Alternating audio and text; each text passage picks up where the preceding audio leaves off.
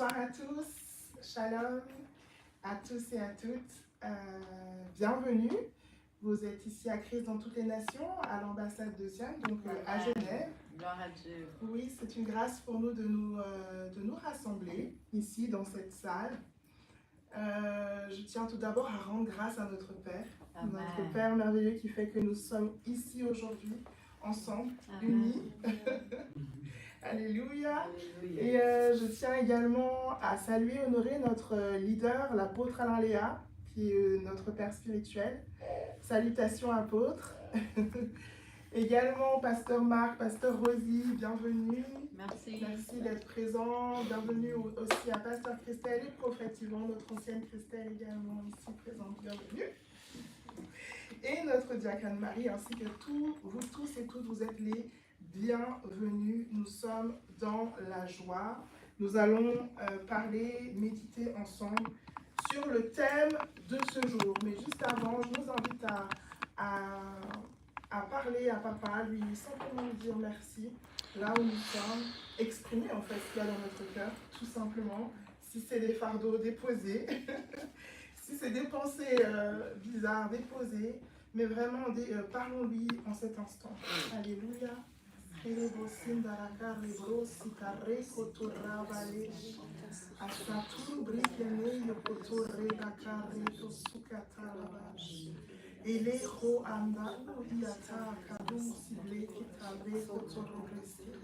Alléluia. Merci Père. Merci pour tes énergies, merci pour ta présence qui est merveilleuse.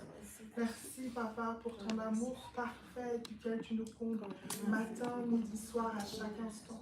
Nous sommes reconnaissants ce soir de pouvoir célébrer encore ton œuvre et de pouvoir simplement élever nos voix, te dire merci, de savoir que tu es constamment avec nous. Alléluia. Nous élevons nos voix pour te rendre toute la gloire. Alléluia. Amen et Amen. Alléluia. Amen. Donc, aujourd'hui, ce soir, j'ai la grâce de pouvoir parler à propos du thème de ce jour au niveau de notre dévotionnel que nous avons. Commence tes journées avec Jésus, écrit par l'apôtre Alain Léa. Et le thème d'aujourd'hui, alors le thème du mois c'est l'identité en Christ, hein, bien sûr, mais le titre du message aujourd'hui c'est la célébration de l'identité. Et, nous sommes dans la joie et je vais donc simplement lire 1 Jean 4 au verset 10, ça c'est notre texte de base. Voici ce qu'est l'amour. Ce n'est pas nous qui avons aimé Dieu, mais c'est lui qui nous a aimés et qui a envoyé son Fils en sacrifice expiatoire pour nos péchés. Alléluia. Alors que notre voyage d'un mois à la découverte de notre identité touche à sa fin, nous arrivons à une vérité cruciale. Notre identité en Christ est une raison de se réjouir. Amen. Non pas parce que nous avons accompli quoi que ce soit, mais parce que nous avons été aimés dans une nouvelle identité. Amen. Pensez à la façon dont un mariage célèbre non seulement le moment présent, mais aussi la promesse d'un avenir commun. De même, la célébration de notre identité en Christ reconnaît à la fois ce qui est et ce qui sera. Notre réalité actuelle en tant que bien-aimés de Dieu, et donc ce qui sera, et notre transformation permanente à la ressemblance du Christ. La Trinité peut être considérée comme une célébration joyeuse de l'amour à laquelle nous sommes invités à participer. Notre identité, au lieu d'être un poids à porter, est un don précieux destiné à être célébré. Amen. Alors déjà, le titre. On est dans la célébration de l'identité. On nous parle de nous réjouir. Et déjà, j'aimerais porter à votre attention que c'est jusqu'à aujourd'hui et demain encore, nous sommes dans le thème de l'identité en Christ.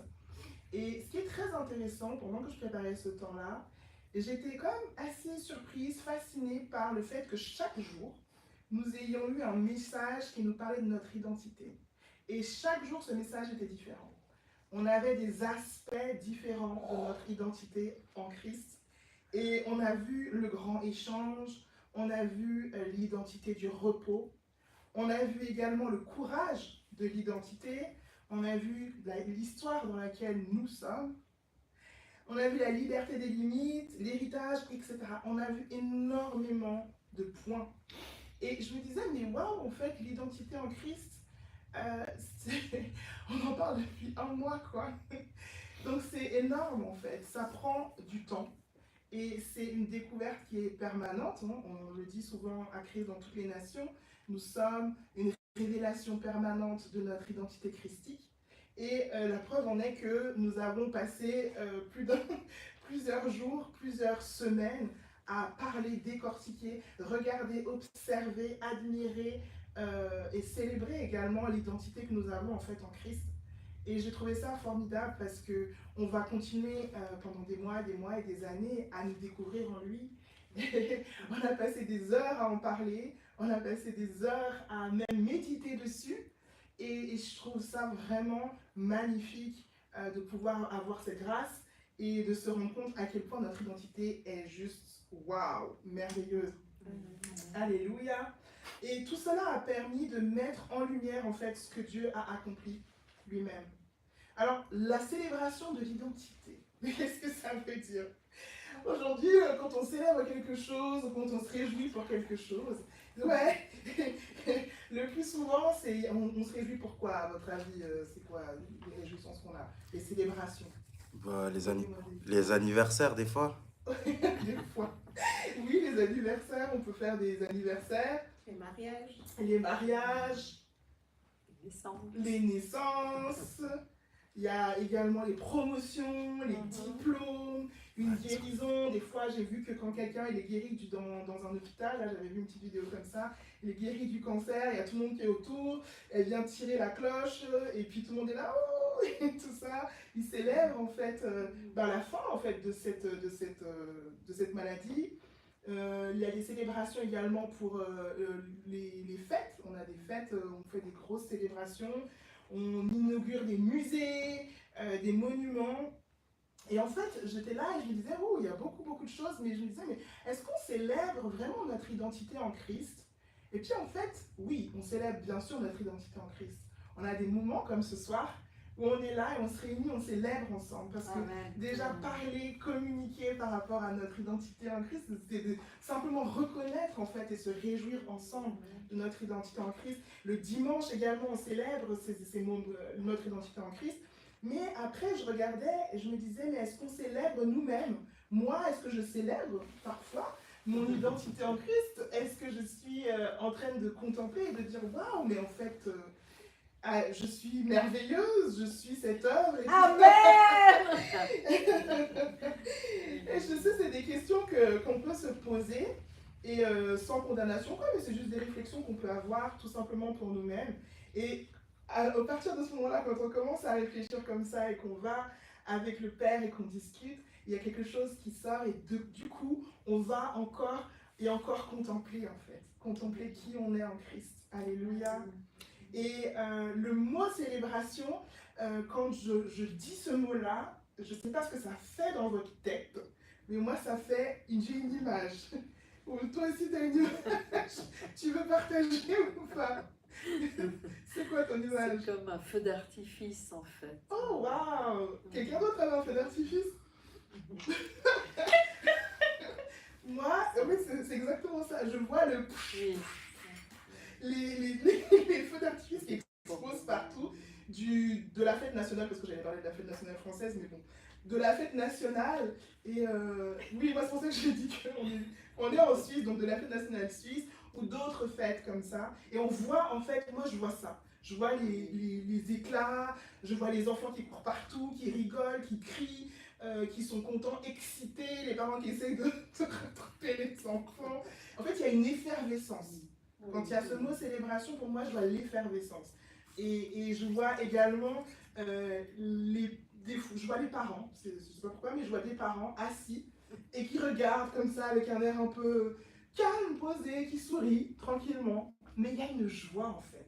Il y a quelque chose de profond et tout le monde se rassemble autour de cette célébration-là. Donc ce mot, il est chargé. Quand on commence à dire célébration, c'est quelque chose qui se passe.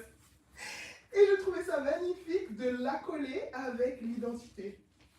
Parce qu'avec tout ce que je viens de dire, et qu'on voit notre identité en Christ, en fait, il y a quelque chose qui se dit, qui réalise en fait que ah ouais, j'ai de quoi me réjouir. J'ai vraiment de quoi me réjouir. Amen. Avec tout ce qu'on a vu, la dépendance, la grâce, la liberté des limites et toutes ces choses-là, j'ai de quoi me réjouir de mon identité en Christ. Alléluia. Alors, on peut la célébrer par toutes sortes de façons. Avec des trompettes. Mais ces célébrations-là, en fait, elles peuvent être aussi silencieuses. Elles peuvent être très, très silencieuses, très calmes, très posées, intérieures, en fait. On est juste là, assis, ou pas assis, peu importe, et on est juste émerveillé, en fait. Dans le calme, dans la tranquillité. Amen. La célébration, elle prend tellement de forme, et c'est vraiment merveilleux. Alors, dans ce petit message, dans ce texte, en fait, à un moment donné, on parle du fait qu'on peut se réjouir. Notre identité en Christ est une raison de se réjouir. Et il y a une petite phrase juste après, c'est « pas parce que nous avons accompli quoi que ce soit ». Tout à l'heure, j'ai parlé des célébrations qu'on pouvait avoir liées à notre diplôme. On a eu le combat contre ça. Je me suis battue, j'ai réussi, et puis maintenant on célèbre, c'est ma victoire. C'est très bien, il n'y a pas de problème. Mais quand on parle de l'identité en Christ, cette célébration, elle est juste spéciale parce que c'est quelque chose que nous n'avons pas fait de nous-mêmes et pas quelque chose que nous avons spécialement gagné, genre mérité. Et ça, c'est nouveau parce que c'est pas quelque chose où on se dit ah oui, j'ai bien fait comme ci, j'ai bien fait comme là, et désormais on peut dire que je suis fils de Dieu et que je suis fille de Dieu, et voilà, c'est ainsi. En fait, on célèbre tout simplement l'accomplissement de quelqu'un d'autre. Et qui nous concerne totalement, en fait. Qu'il l'a fait seulement pour nous et pour nous seuls. Et on peut voir dans Éphésiens 1,4, en lui, Dieu nous a élus avant la fondation du monde pour que nous soyons saints et irrépréhensibles devant lui.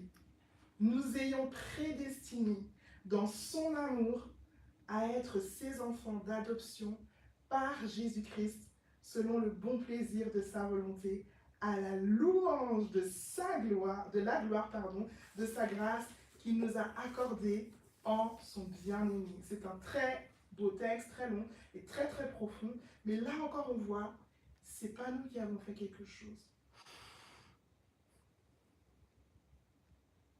C'est pas nous qui avons fait quelque chose.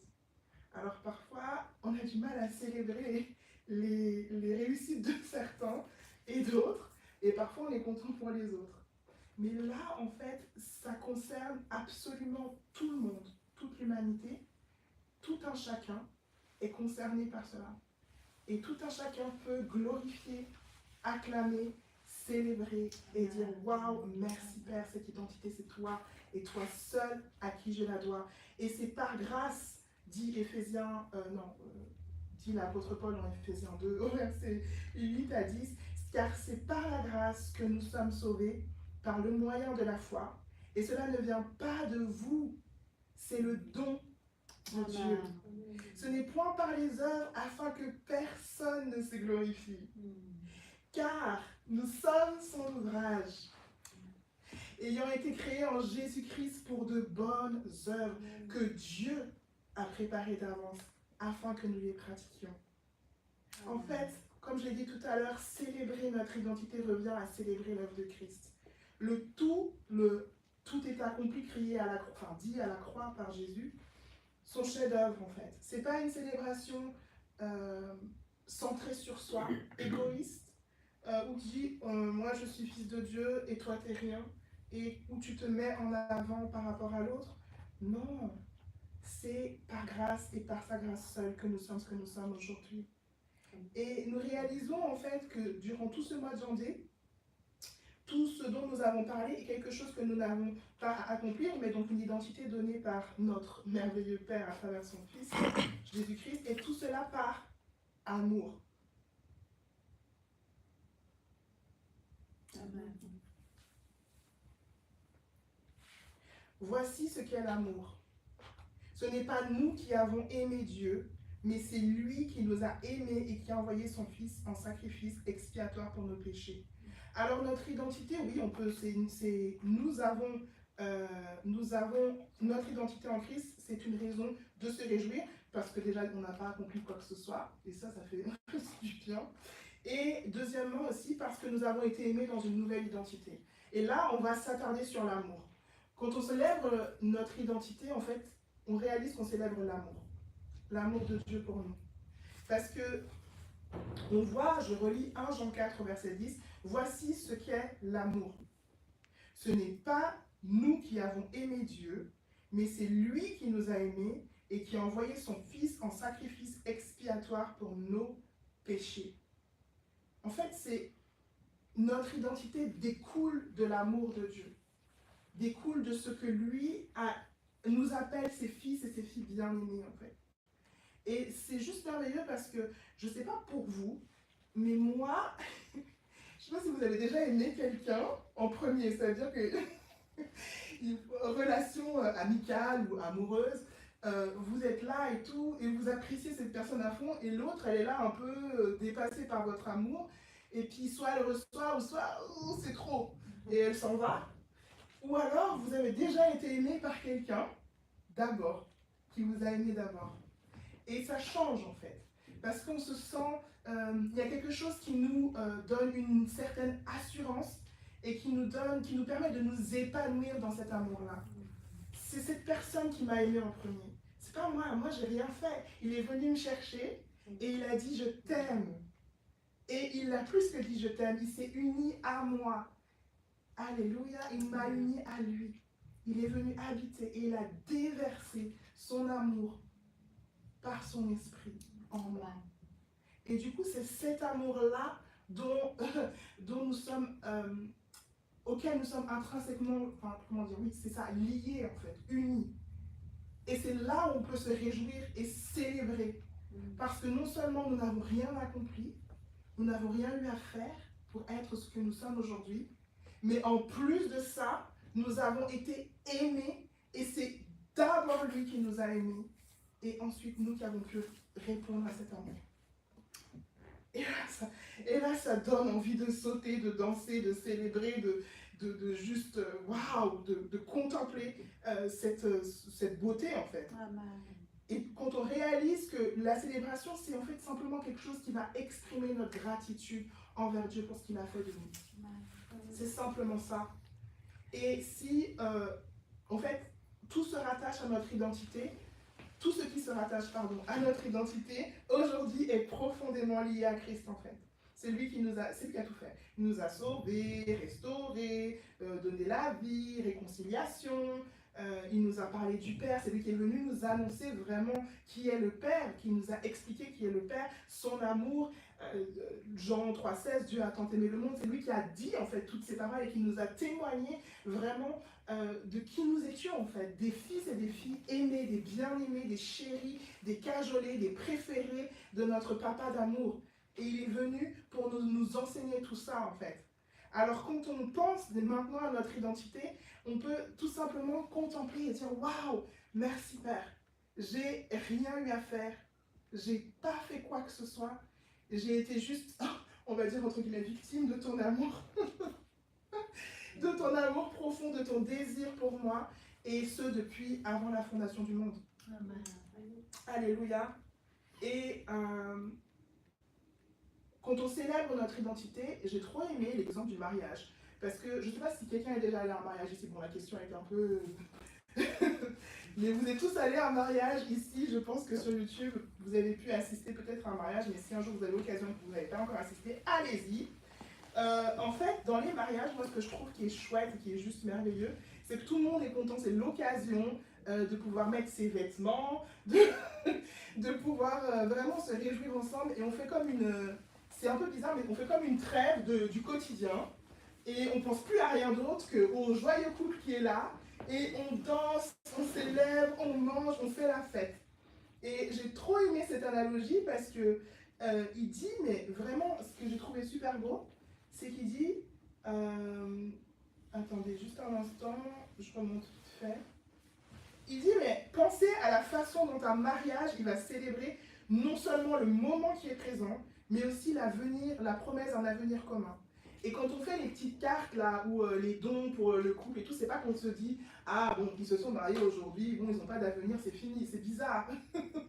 Non, en fait, on vient parce qu'on est content, on célèbre, on est témoin, et on se dit, waouh, quel beau couple ils font, mais quelle union, quelle beauté. Oh, j'ai hâte de voir qu'est-ce qui va s'en suivre ensuite, peut-être des enfants, je sais pas quel projet ils vont vivre, et on se réjouit pour eux en fait.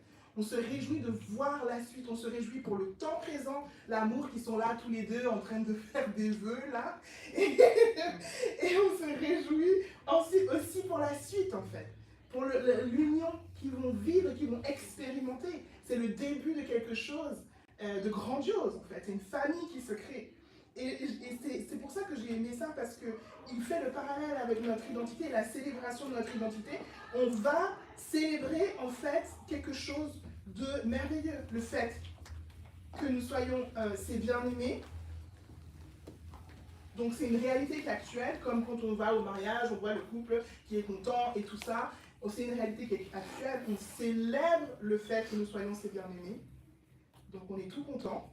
C'est pas grâce que nous sommes sauvés, c'est une réalité qui est actuelle. Et en fait, nous sommes privilégiés de l'amour de Dieu qui nous dépasse et qui nous surpasse. Parce qu'en fait, depuis tout à l'heure, je parle de la célébration d'identité, c'est pas évident. Parce que c'est quelque chose qui est tellement grand.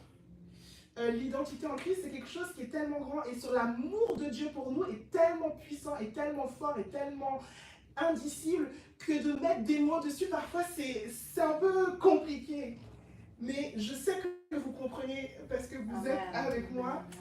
On réalise en fait dans cette célébration-là, dans cette joie-là, que nous sommes ses bien-aimés, et que c'est une réalité qui est actuelle. C'est pas quelque chose qui va venir, c'est pas quelque chose qui était, mais c'est quelque chose qui est désormais établi en fait. Nous sommes aimés, nous sommes bien-aimés, chéris, et actuellement le cas.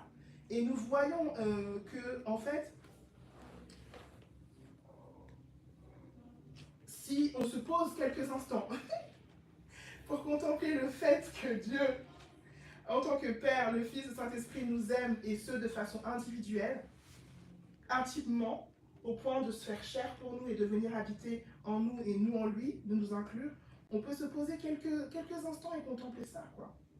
Juste quelques secondes et se dire, mais en fait, ok, j'ai été choisi moi, comme tout un chacun, mais moi, là, présentement, j'ai été choisi, bien aimé, et je suis l'objet de ton amour déferlant, matin, midi, soir, éternellement, dans une intimité qui me dépasse. Et là, on peut se réjouir également. On peut savourer, savourer l'amour de Dieu. Excusez-moi. Alléluia. Et ensuite, qu'est-ce qu'on va célébrer? On va célébrer notre transformation permanente à la ressemblance de Christ. Et ça, franchement, je nous invite à le faire, à le vivre et l'expérimenter, parce qu'on a vu c'est progressif, et parfois on est un peu frustré. On se dit, ah, mais je ne suis pas encore, je manifeste pas ci, je manifeste pas là, je n'ai pas vu ci, je n'ai pas vu là, parce qu'on veut aller plus vite que la musique, on veut peut-être des fois pas forcément progresser, mais célébrons ça en fait.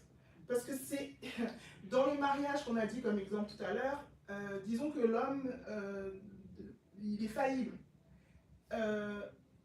Mais avec Dieu, en fait, ce qu'on sait, c'est que la destinée, l'endroit où on va arriver, la progression, voilà, la transformation est certaine, en fait. Amen. Et on peut se réjouir de ça. Amen. Et c'est quelque chose qui a l'air banal dit comme ça, parce qu'on se dit, bah oui, forcément, on se réjouit de la bonne nouvelle, on se réjouit d'être des fils, des filles de Dieu, on se réjouit d'être des bien-aimés du Père, on se réjouit, bah pas forcément, non. On peut avoir ces tendances à vraiment se détacher et se plaindre, en fait. Se plaindre et passer à côté de cette réjouissance et de cette saveur qu'a le fait d'être un fils et fille de Dieu et d'être aimé de lui, en fait. Alléluia. Amen. Donc nous allons découvrir, comme dans le mariage, au fur et à mesure ce que nous sommes devenus en faisant qu'un avec Dieu. Amen. Et ça, c'est une grâce. Parce que Christ en nous, l'espérance de la gloire. Alléluia. On peut lire Colossiens 1, versets 25 à 27. 25. C'est d'elle que, c'est l'apôtre Paul qui parle, c'est d'elle que j'ai été fait ministre selon la charge que Dieu m'a donnée auprès de vous, afin que j'annonçasse pleinement la parole de Dieu, le mystère caché de tout temps et dans tous les âges, mais révélé maintenant à ses saints, à qui Dieu a voulu faire connaître quelle est la glorieuse richesse de ce mystère parmi les païens, savoir Christ en vous, l'espérance de la gloire. C'est lui que nous annonçons, exhortant tout homme et instruisant tout homme en toute sagesse, afin de présenter à Dieu tout homme devenu parfait en Christ. Et en fait, pendant que je préparais ce moment-là, je me disais, mais pourquoi est-ce qu'on ne célèbre pas toujours? Pourquoi est-ce qu'on est plus peut-être en train de râler ou je ne sais trop quoi?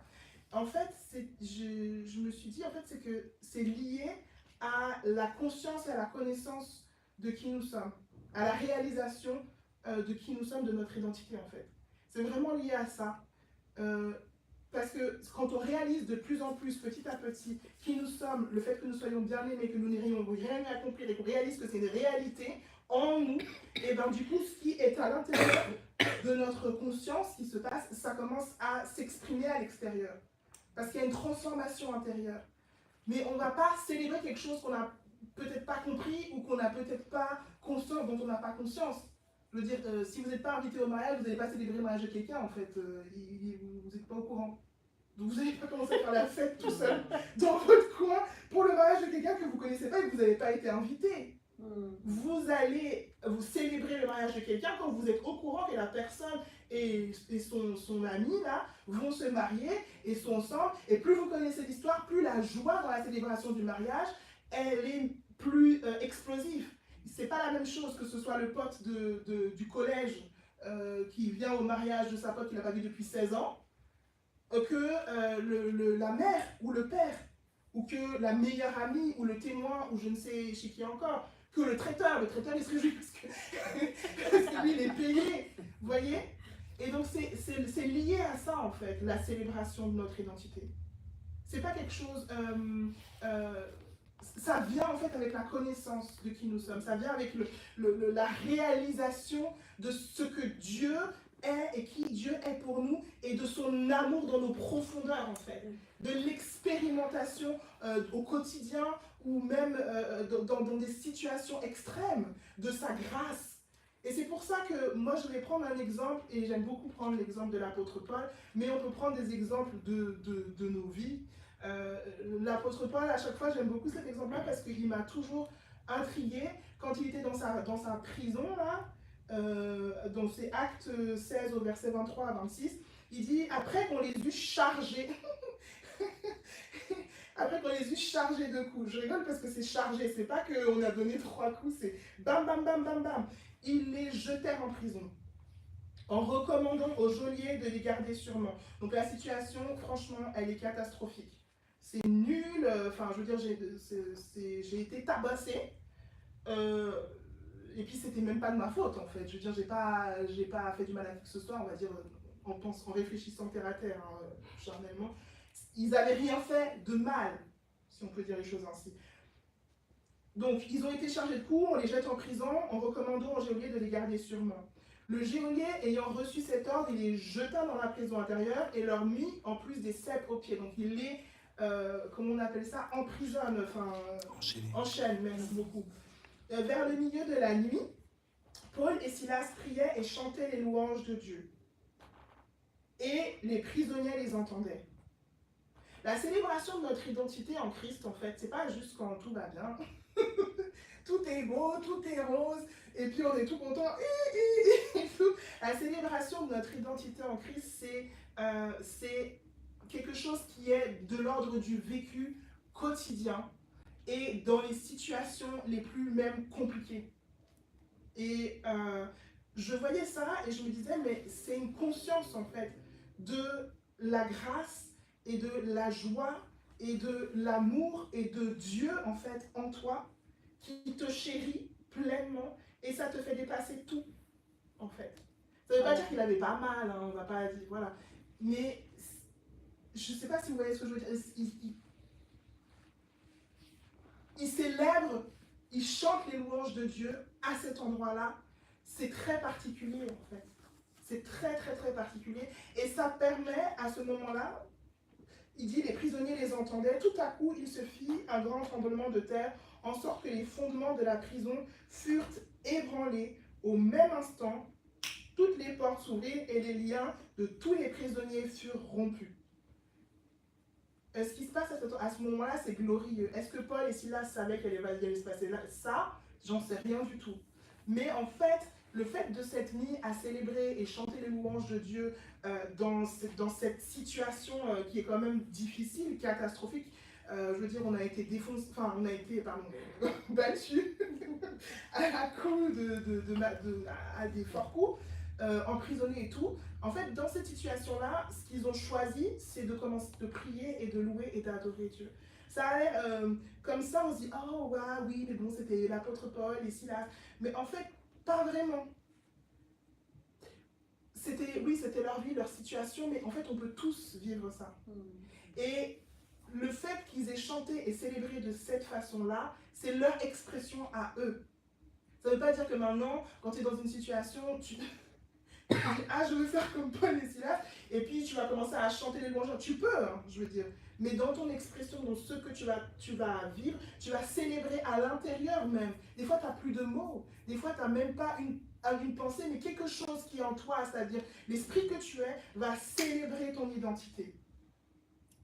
Et ça te maintient en fait dans ton identité, dans l'amour du Christ. Amen. Et ça, c'est merveilleux. J'ai vécu une expérience comme ça, pas comme l'apôtre Paul, hein, mais j'ai vécu une expérience comme ça quand j'étais en Allemagne et j'avais pas de logement. C'était assez catastrophique. Et puis, en fait, de logement fixe. J'avais un logement d'urgence. Donc, il y avait, bon, vous savez, c'est très rudimentaire, donc j'avais pas de salle de bain et tout. Enfin, mais j'étais contente d'être là parce que je n'étais pas dans la rue. Et en fait, le monsieur, il m'avait dit, le concierge, il m'avait dit, oui, vous pouvez rester jusqu'au mois de temps. Et puis moi, j'étais toute contente parce que je me dis, ça va me donner le temps de trouver un appartement. Et puis, en fait, tout d'un coup, mais du jour au lendemain, il y a un autre concierge qui débarque, il dit, ah non, mais c'est pas ça, vous devez quitter les lieux. Et c'était dans une semaine, je crois, ou même pas, je sais plus si c'était le lendemain ou quelque chose comme ça. Et en fait, ce qui s'est passé à ce moment-là, c'est que j'ai commencé à rire. J'ai rigolé et je me suis réjouie. Je me suis réjouie parce que dans mon identité, dans la conscience que j'avais à l'époque, que j'avais d'être la fille de papa qui s'occupait de moi, je me suis dit, ah ça y est, alors ça veut dire que je vais avoir mon appartement. Ça faisait un peu fou, mais le gars, il m'a regardé comme ça, il était choqué. Il dit, mais vous déjà, c'est la première personne qu'on n'a jamais eue aussi longtemps, dans les logements d'urgence de l'université. Et le moment où c'était le moment clé en fait, où je pouvais basculer en mode, mais Seigneur, tu m'as abandonné, je suis pas ta fille, tirer mes cheveux en l'air et tout. Non, en fait, ce qui s'est passé, c'est l'esprit. Hein. Et j'étais là comme ça et j'ai regardé et j'ai rigolé.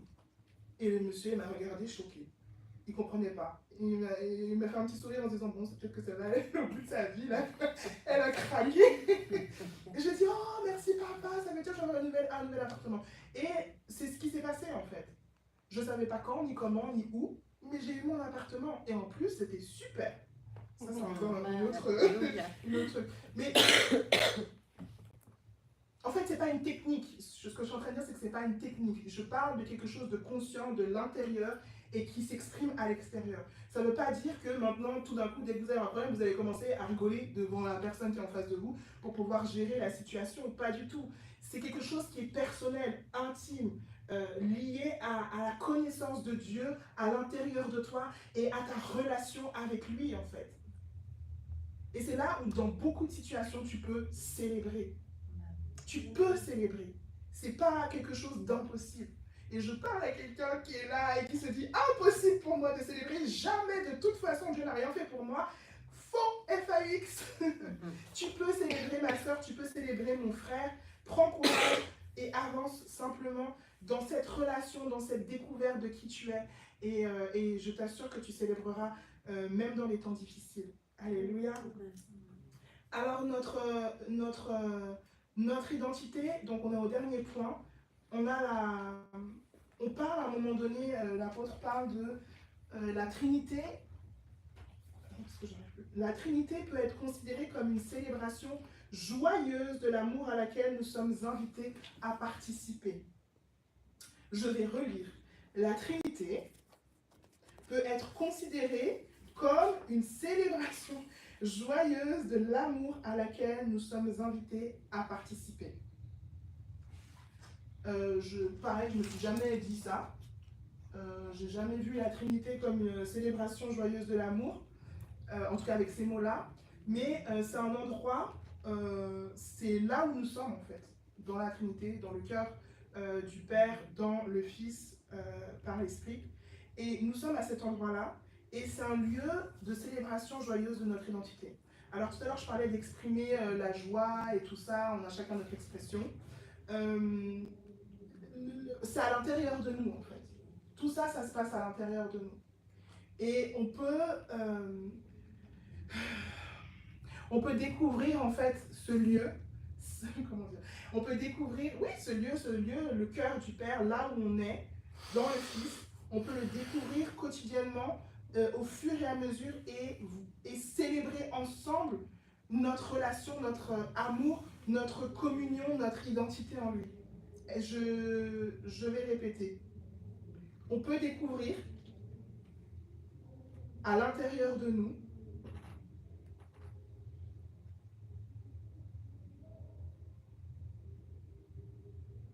Dieu. Je ne sais pas comment expliquer autrement.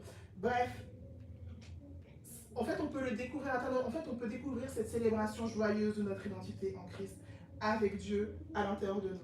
C'est pas quelque chose d'extérieur, c'est quelque chose d'intérieur. C'est ça que je veux préciser en fait. C'est quelque chose d'intérieur et qui va s'exprimer ensuite à l'extérieur.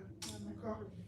Et quand il a dit à un moment donné que notre identité n'était pas un poids à porter, en fait, j'ai été un petit peu surprise parce que je n'ai pas compris pourquoi est-ce qu'on disait que notre identité, ce n'était pas un poids à porter. C'est dit, notre identité, au lieu d'être un poids à porter, est un don précieux destiné à être célébré.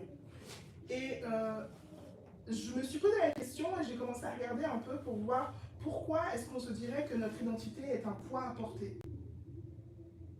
Pourquoi est-ce qu'on pourrait avoir cette pensée-là de se dire, mais ouais, mais en fait, d'être fils de Dieu, franchement, c'est lourd, quoi. C'est épuisant, c'est pas facile, etc., etc. En fait, il y a eu deux choses qui me sont venues à l'esprit. On a vu tout ce qui est de témoignage de l'apôtre Paul et des autres apôtres, de Paul et Silas dans la prison, etc. C'est vrai qu'être fils de Dieu, il y a des situations qui ne sont pas faciles à traverser. Pour certains, on a une bonne odeur, pour d'autres pas. Donc du coup, il y a des situations où les fils de Dieu, ceux qui sont conscients d'en être, parce que tout le monde est fils et filles de Dieu, mais d'être conscient d'être fils de Dieu et de marcher dans cette filiation-là, ça peut peut-être parfois avoir des discussions un peu houleuses, ou des discussions, ou du rejet, ou des situations un peu compliquées autour de nous. Et on le voit avec l'apôtre Paul, Silas et d'autres dans la Bible, et même dans notre quotidien aujourd'hui, on a pu tous expérimenter peut-être un rejet ou quelque chose que quelqu'un nous a dit parce que, ah mais toi tu crois ça, mais c'est bizarre, ou je ne veux plus te parler, ou je ne sais plus trop quoi. C'est vrai que c'est possible ces choses-là. Mais après, le fait de dire que c'est un poids à porter, d'avoir la pensée que c'est un poids à porter, en fait, c'est parce que on peut devenir, comment dire, suite à ces choses-là, en fait, il faut garder notre cœur, parce qu'on peut devenir des fois amer. Dire on a été, comment dire, stigmatisé ou rejeté ou quoi que ce soit, et en fait, c'est pas grave, dans le sens où c'est quelque chose qui va pas toucher notre identité, en fait, réelle en Christ. Nous sommes toujours fils et filles de Dieu. C'est pas facile, mais nous sommes toujours fils et filles de Dieu, en toutes circonstances. Et nous pouvons toujours célébrer notre identité. Et il y avait le deuxième point où j'ai vu, c'est que des fois, j'ai pu moi-même me dire que le fait, j'ai pu comment dire, avoir cette pensée-là qui tourne dans ma tête, que le fait d'être fille de Dieu, c'est un poids, voilà, maintenant je vais avoir plein de problèmes, on va m'attaquer, on va me faire ci, on va me faire là, persécution à gauche, persécution à droite. Et on peut avoir cette pensée-là et se dire, voilà, c'est un poids qui est à porter, je vais porter ma croix et je vais avancer, et puis tu avances la tête en bas parce que tu es au bout, et tout ça. Et en fait, c'est pas ça, en fait. Gardons notre cœur, en fait, à cet endroit-là. Parce que Dieu, il a dit, parce que c'est écrit que, en fait, son fardeau est doux et léger. Amen. Doux et léger.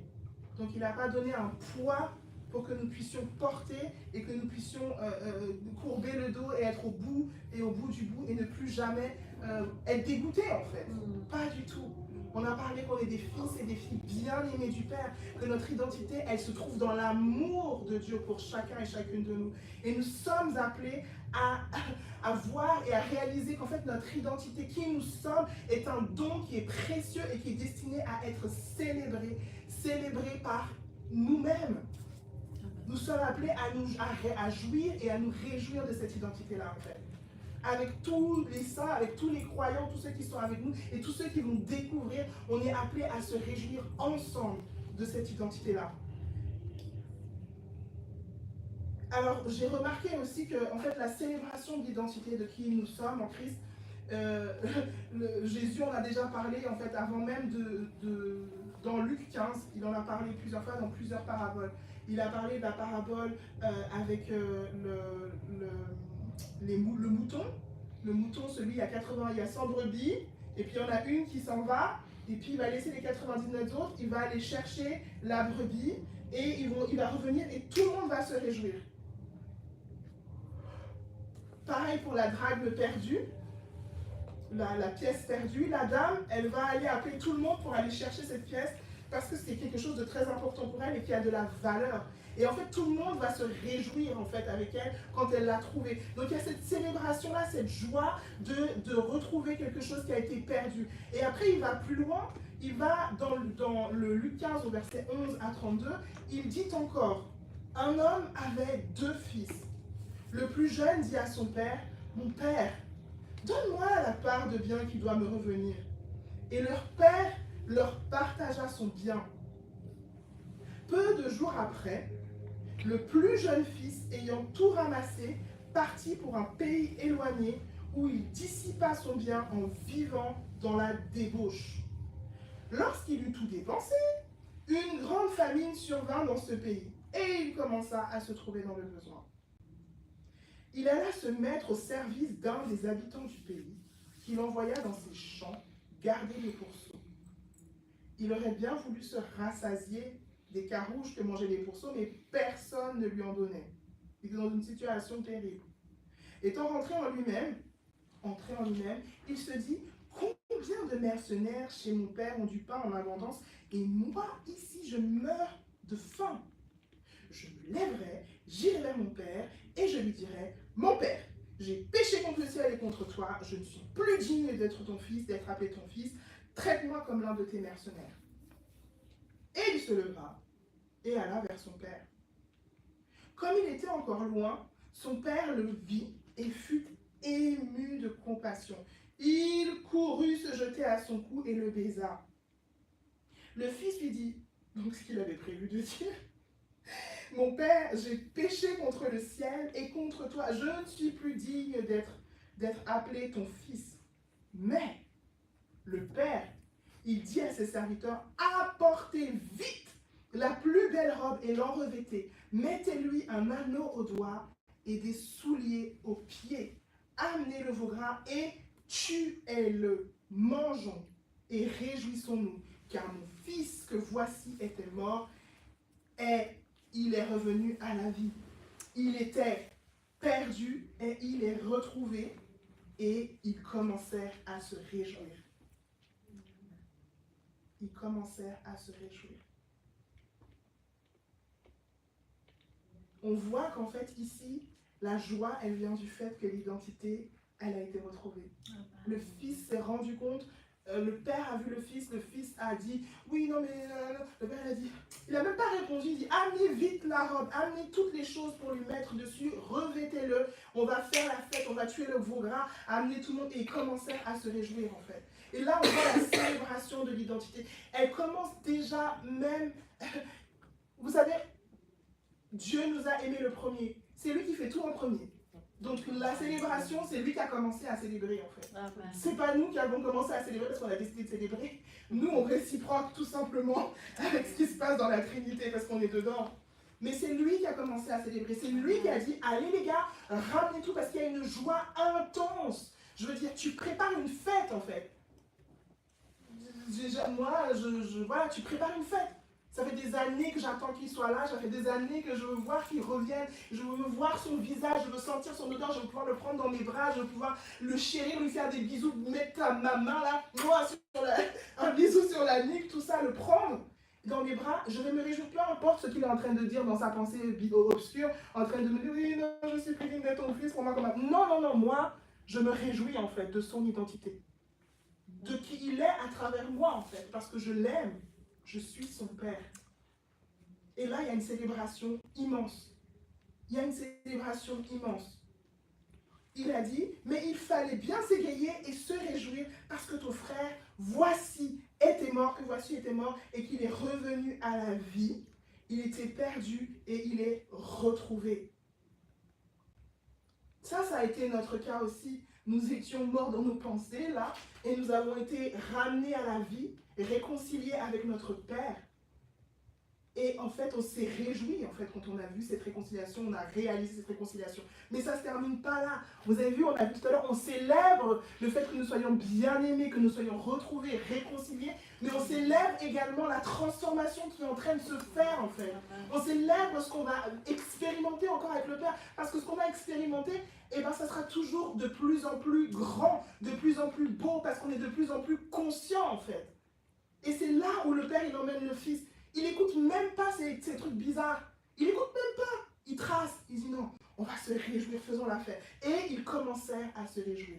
C'est lui qui lance les célébrités, en fait. Les célébrations.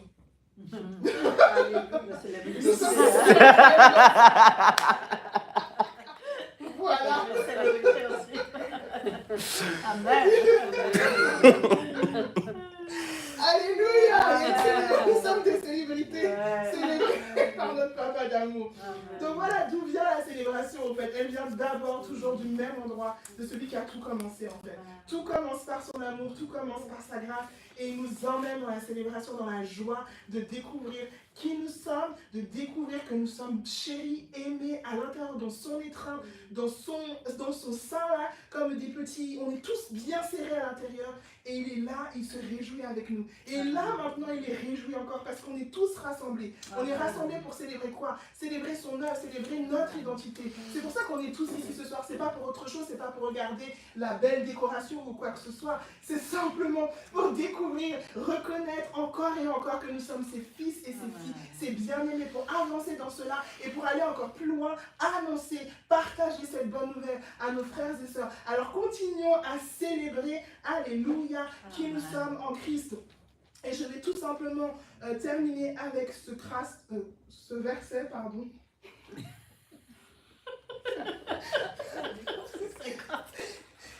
J'ai eu un petit... Merci Père. Éphésiens 2 au verset 4 à 6. Mais Dieu, qui est riche en miséricorde, à cause du grand amour dont il nous a aimés, nous qui étions morts par nos offenses, nous a rendus à la vie avec Christ. C'est par grâce que nous sommes sauvés. Et il nous a ressuscités ensemble et nous a fait asseoir ensemble dans les lieux célestes en Jésus-Christ. Notre identité, c'est l'empreinte même de Dieu, de son amour pour nous et pour tout un chacun. Nous lui rendons gloire. Amen. Et nous lui disons merci. Alléluia. Est-ce que quelqu'un souhaite, avec moi, se mettre debout si c'est possible? Enfin, est-ce que vous souhaitez vous mettre debout avec moi? En fait, on va simplement rendre grâce à Dieu, mais j'aimerais qu'on le fasse dans un chant et qu'on chante ensemble ce chant-là. D'accord? Alors, c'est le chant, c'est gloire, gloire à Jésus. Gloire, gloire, gloire à Jésus. Gloire, gloire, gloire à Jésus. Car il est glorieux et digne de régner. Jésus est souverain. Nous élevons nos voix pour l'adorer. Jésus est souverain. Car il est glorieux et digne de régner. Jésus est souverain. Nous élevons nos voix pour l'adorer. Jésus est souverain. Alléluia, gloire à toi Père, merci. Merci de nous avoir encore parlé de ton amour, de notre identité, de nous avoir amené encore plus près dans notre conscience par rapport à qui nous sommes. Merci de nous apprendre encore à célébrer ton amour, à célébrer avec une joie reconnaissante, non pas par orgueil, mais avec une joie reconnaissante de qui nous sommes. À célébrer encore et encore ensemble, individuellement et à chaque instant, même dans toutes circonstances. Père, merci. Merci pour tous ceux qui traversent des situations qui sont difficiles. Merci parce que tu es avec eux. Merci parce que tu les emmènes à comprendre ton amour et à avoir confiance en toi. Alléluia. Et avoir confiance dans les profondeurs de ton amour et dans le projet que tu as pour eux. Nous te rendons toute la gloire, Père, et nous te disons merci en tant que tes fils. Amen. Amen. Alléluia. Amen. Alors, demain matin, je vais faire des annonces. Demain matin, nous allons avoir la joie d'avoir Pasteur Christelle qui va nous enseigner sur le thème de l'identité en Christ. Ça sera le dernier jour sur le thème de l'identité en Christ. Ça sera sur vivre de la réalité de l'amour. Et puis ensuite, nous aurons le prophète Yvan à 6h du matin également sur Telegram, qui commencera en fait le thème de l'union avec la Trinité. Et ce sera sur l'invitation à la danse. Donc, soyons tous et toutes présentes et présents pour vivre cet instant-là. Alléluia. Et puis, dimanche, dès midi et quart, rendez-vous ici à Siane, Genève. Je vous redonne l'adresse pour ceux et celles qui vont venir. 124 route de Chancy-Aunay, Genève. La salle bleue avec la porte bleue. Donc ce dimanche, nous aurons la joie d'avoir le pasteur Marc avec nous et il va enchaîner sur le cœur du Père. Alléluia! Donc on se réjouit tous et toutes de pouvoir vivre ce moment ensemble avec lui. Et puis je nous annonce encore la conférence 2025 de Siane sur le thème liberté ou performance. Ça va être avec les leaders de Siane et l'apôtre, le leader, le père spirituel de Siane sera là, présent avec nous, l'apôtre Alain Léa. La conférence se tiendra du 1er mars au 6 avril 2025 et dedans, il y aura une petite surprise. C'est une proscunéo, un temps de partage, de louange, d'adoration, de face à face avec le Père. Et ça sera du 15 au 16 mars. Réservez déjà ces dates, s'il vous plaît, dans vos agendas. Et on se réjouira ensemble de la venue de notre apôtre Maria et de tous ces temps d'enseignement. Carrie Shalom, merci à tous de nous avoir suivis.